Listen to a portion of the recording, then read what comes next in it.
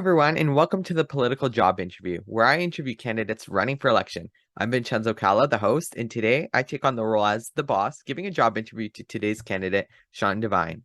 Sean is running for election for Ottawa City Council as a candidate for Ward 9, Knoxdale-Merivale. Thank you, Sean, for your time, and thank you for joining me today. Thank you for having me, and I really appreciate that you do this. It's a really good public service for the entire city. It's great to have you here, and it's great to have you on during this municipal election series. So without further ado, let's get this job interview started.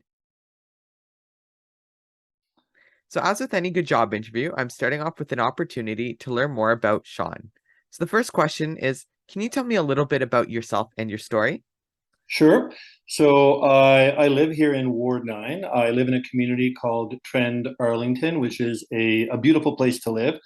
I've got a big family. My wife and I have 4 kids under 13, plus a dog, so we definitely have a loud, busy household. I'm originally from Montreal. I grew up in a very working class family. My father was a house painter, my mother was a nurse. I'm very grateful that my parents put me in French immersion because I'm bilingual, which is a useful skill to have in public service in Ottawa.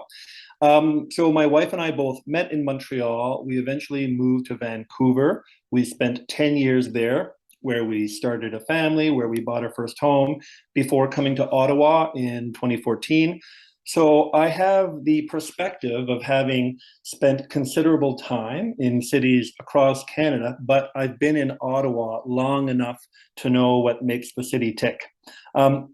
Professionally, my background is in the creative sector.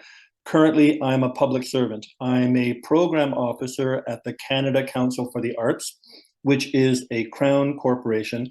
It's Canada's largest arts funding institution. What I do is I administer the funding process for arts organizations across the country, and I do a lot of consulting and strategic planning with organizations to help them build and develop their operations. I've also got quite a broad range of experience in the film, television, and theater industries. I started off as an actor, but I became more of a playwright producer. My works have been published and produced internationally. One of my plays was produced last year here in Ottawa at the GCTC. I've founded and managed a successful nonprofit arts organization, which started in Vancouver and still operates here.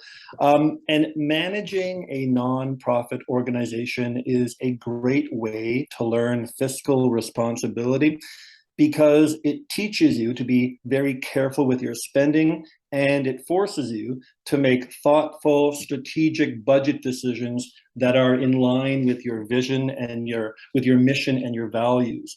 But I'd say that the element of my background, of my story, that I think is most relevant to running for city council is my experience in local community leadership.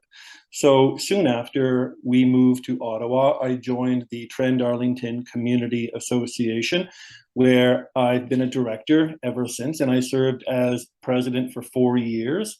It's a volunteer position, but it has been some of the most rewarding work I've ever done. Over my 7 years with the association, I have helped to lead my community through many challenges, and I've seen firsthand the positive impact that I've had on building a better community here. Well, a couple of notes on that. I remember when we talked last year, we talked about your role in the Trend Arlington community during the tornado in 2018, 2017, 2018, 2018, I think, right? Yeah. And since then, there has been another big storm that hit your community. So a big storm recently, and having worked through that, I'm sure in your community, it's just another way that you served your community. Yep, and it gave us the experience to lead ourselves better through that second crisis. Definitely. And we're going to go on to the next question, which is, why have you decided to run for this position? So, Vincenzo, I have been considering a run for city council for a while now, and for a few reasons. First of all, anyone who's paying attention to our city over the past few years knows that we are facing a lot of difficulties. Unfortunately, many of those are the result of bad leadership. And when that happens, and when you care about your city and its future as I do, you've got a choice to make. You can sit back and complain, or you can step up and try to make things better. Now, I have never been a sit back kind of person. I think my experience in leading my own community has demonstrated that. And I've always seen politics, or at least good politics, as being essential to good public service. And when it comes to the kind of work that I want to do with my life in order to have a positive impact, it's in public service and working to improve the lives of the people and communities that I serve. Now, this isn't my first time running for office. I've been a candidate in 2 federal elections where I learned a lot about organizing, about mobilizing, and about how to genuinely listen to the diverse opinions and positions that people have. And what that taught me is that good government is not about exploiting political divides. It's about building consensus and finding common ground. And what I've learned over the years from being involved in local politics, and why I'm far more excited about running for city council, is that municipal government has a far more direct impact on people's lives, whether it's decisions on transit or community programs or protecting green space. Local government has a huge impact on our communities. At my heart, I am a community builder. I like to get engaged with people on the ground, and being a city councillor is where I'd most be able to do that kind of work.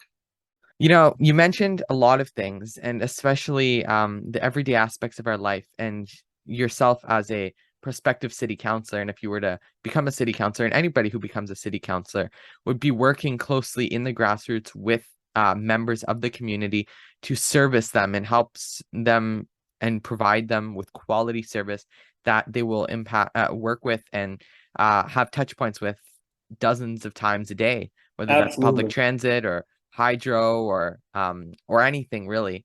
Absolutely.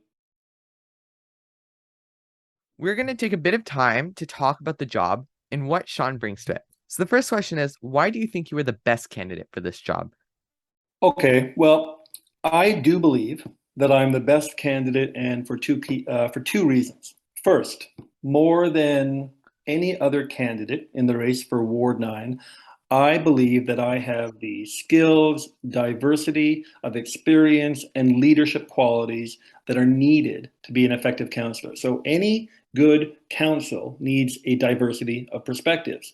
From my several decades in the creative sector, as well as from having lived in cities across Canada, not only can I think outside the box, but I have lived outside the box. Our city needs new, innovative ideas, and I can bring those to the table. My wide range of professional and community-based experience has made me an effective facilitator and communicator. I'm a skilled organizer and project manager. For the past 7 years, leading my community association, I've been doing a lot of what councillors do, whether that's leading town halls and consultations, or creating recreational programming, developing local infrastructure, advocating against unwanted development, and communicating vital information to residents. That's what I've been doing locally for a long time, and that's a large part of the job of being a councillor. Now, the second reason that I believe that I'm the best candidate is because I come to the position with a completely different vision than my opponents.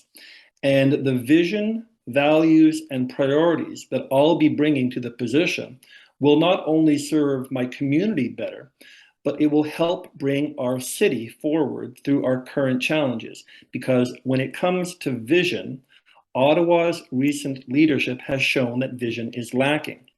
My values and priorities are to help build a progressive city that offers forward-thinking solutions to our current problems. Now, cities across Canada and across North America are embracing progressive solutions rather than holding on to ways of doing things that are frankly keeping us back.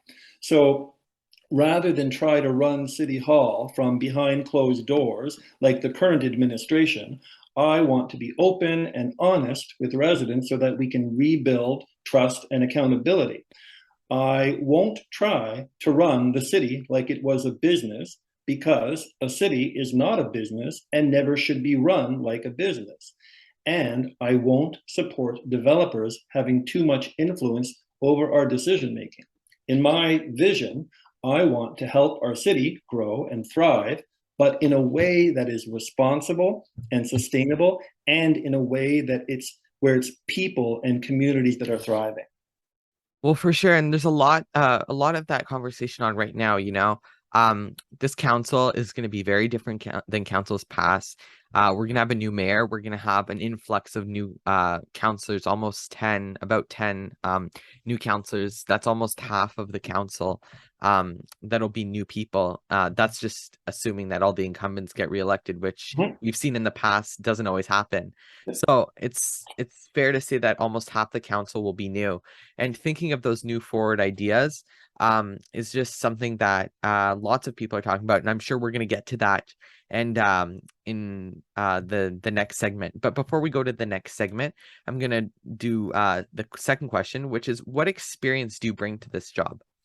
Well, being a leader in my own community has already provided me with a great deal of valuable experience in many ways.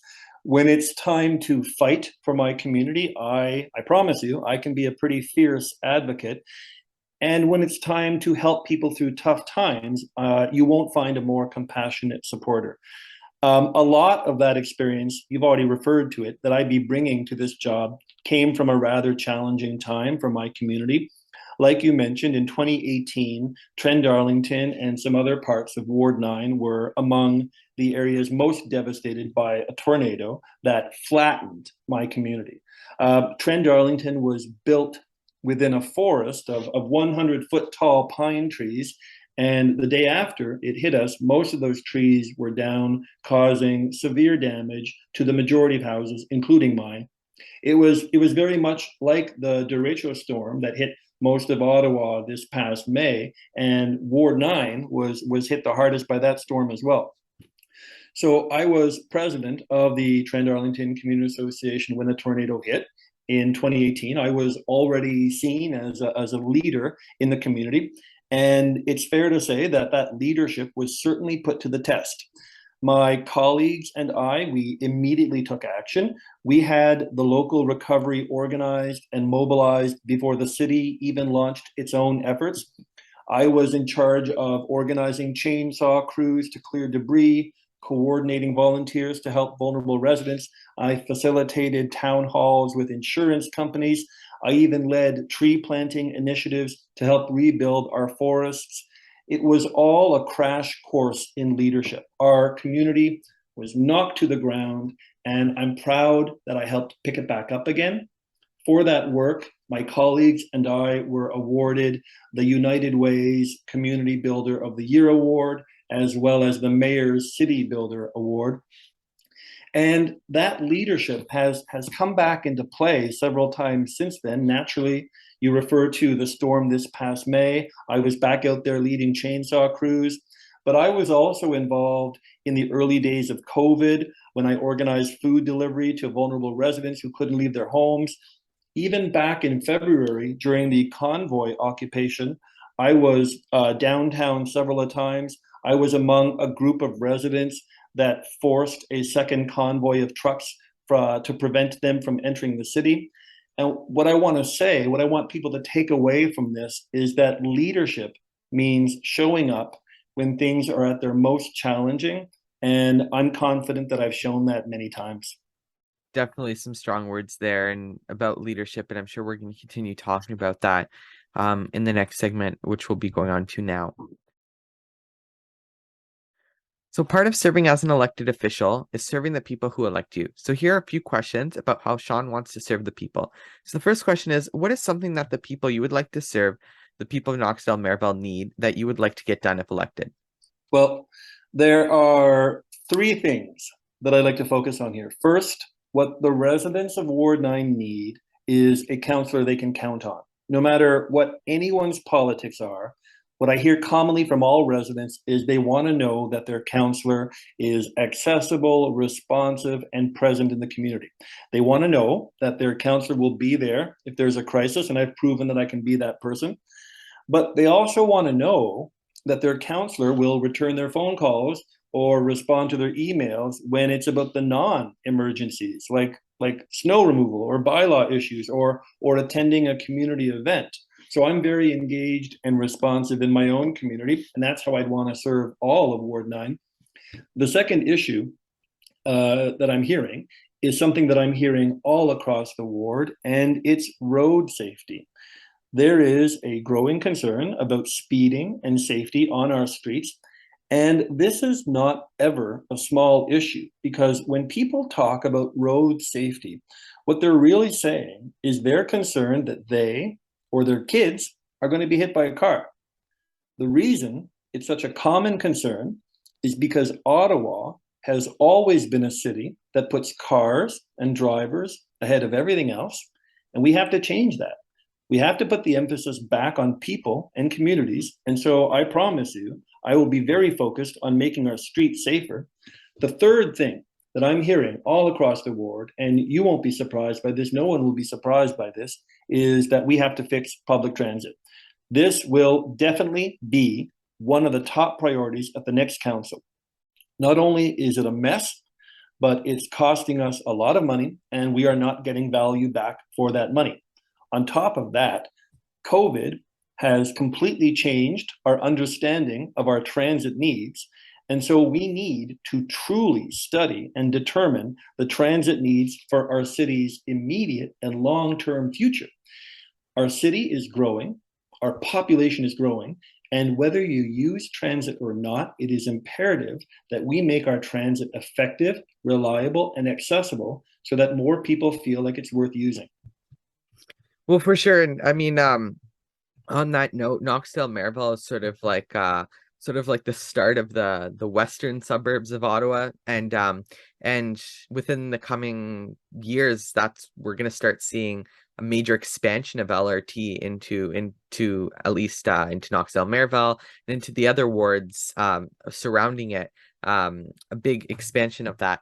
And to think of how do we do that properly so that Mhm. it's running every day, all day smoothly? Yeah. And how do we even improve the other public transit, such as the bus system, to work perfectly in line with the LRT in these wards? And for that to work, we really have to get the best and the brightest thinkers to come to the table. We have to be open and transparent in how we consult them. And we have to come up with a plan that will serve our future, because right now it's not working. Definitely. And we're going to go into the last segment, and we already kind of touched on this, but we'll finally go through this one, which is, what is one accomplishment that you have achieved that demonstrates why you would be a good elected official if the people choose you? Well, I've already mentioned some accomplishments that I'm proud of, like the Community Builder of the Year award. That award, that honor, certainly meant a lot to me. But that came out of a crisis that I had no choice other than to respond to, which was the tornado. Before the tornado, when I was in the early years of being president of my community association, I think it was 2017, I was recognized with 3 awards for volunteering. I got the Volunteer of the Year award from the current councillor, Keith Eglai, and I got 2 community volunteer awards from Nepean's MPP, Lisa MacLeod, and Member of Parliament, Chandra Arya. And the reason I mention these accomplishments and why I think it's relevant to serving as councillor is because those awards reflect the importance that I place on volunteering and community engagement. Great communities and great societies, great cities depend on the contributions of their residents, on the contributions of their volunteers. Unfortunately, we are seeing a drop off generationally in the level of volunteerism. If I'm fortunate enough to be elected, one thing I'm going to focus on in my first year is to mobilize volunteers and community associations and community leaders and groups all across Ward 9. My mission as councillor would be to build better communities and improve the lives of residents. And there's no better way to do that than to get people more involved in their own communities. Oh, for sure. And one note I do want to mention, I know you've sort of been an advocate for this for a while, and you've been talking about it for a while, are those efficient communities like you're talking about, such as 5-minute communities and those sorts of things. And there's lots of opportunity for those. I know Knoxdale-Merivale. Actually, it's funny, I've seen a while ago before the election, I saw an idea that just somebody made about converting and transforming Emerald Plaza even into a 5-minute community, because that is a central hub in the Merivale area. And being able to take that big empty parking lot where now, the TD has moved and there's a lot of emptying businesses there, to transform that into a 5-minute community.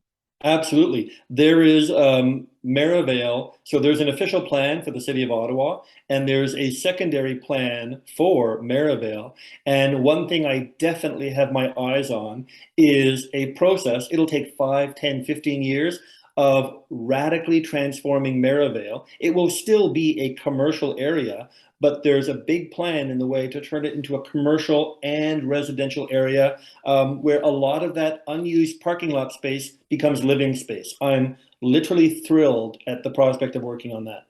Definitely, and I'm pretty sure even Merivale Mall has this big plan as well. So lots Yep. of exciting things.